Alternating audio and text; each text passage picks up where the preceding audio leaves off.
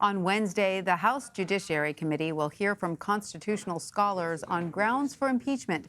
They will offer their views on Article 2, Section 4 of the Constitution, which reads, "The President, Vice President, and all civil officers of the United States shall be removed from office on impeachment for and conviction of treason, bribery, or other high crimes and misdemeanors."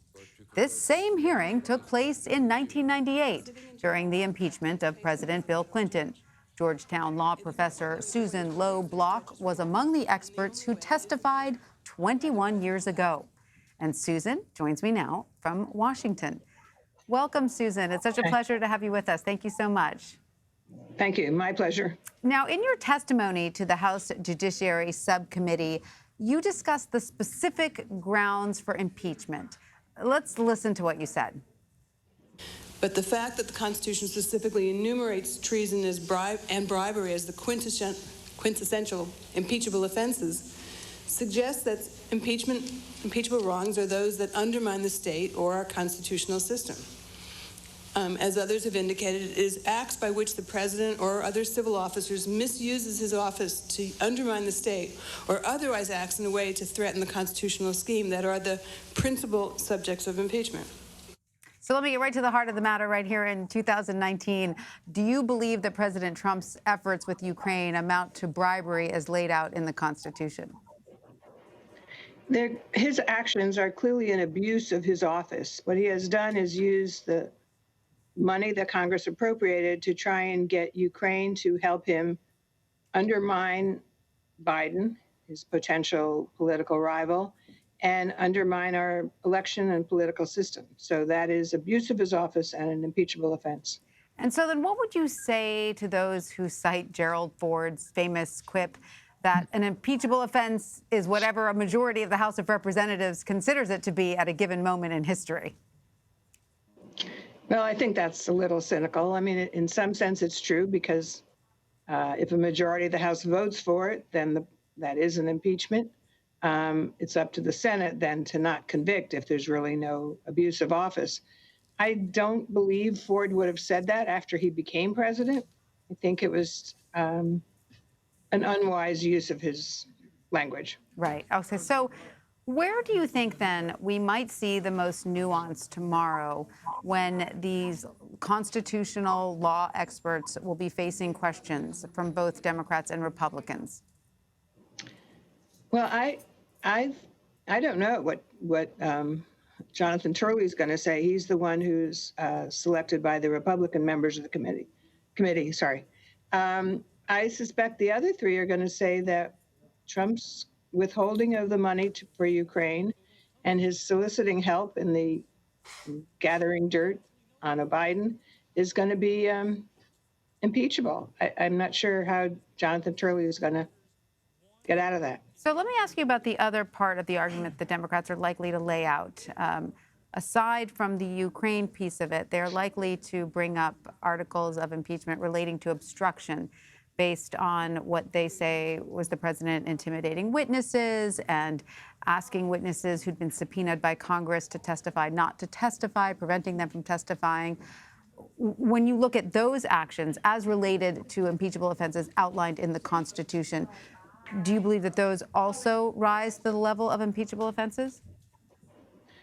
Actually, yes, I do. I think that obstructing an impeachment and obstructing justice is an impeachable offense.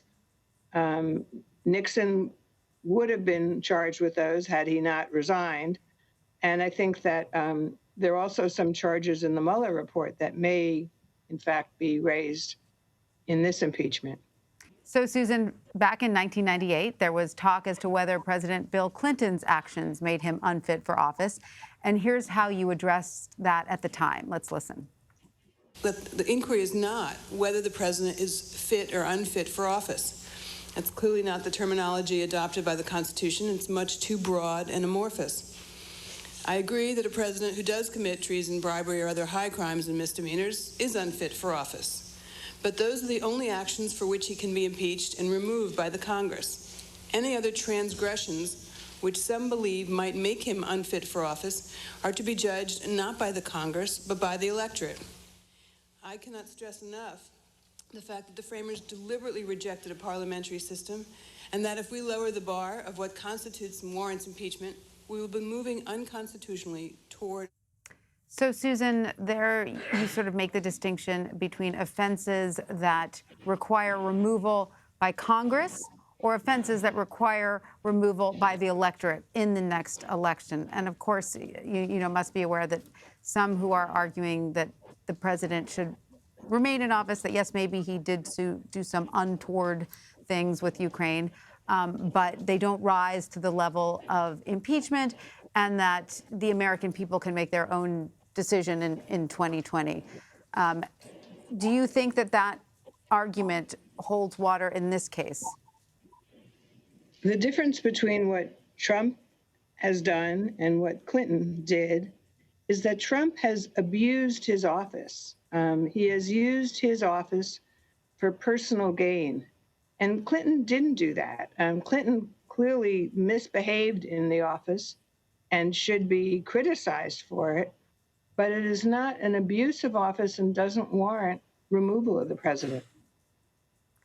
I just want to ask you something, though. Some would say it was an abuse of office in that he was able to have an affair with this young woman because of his position.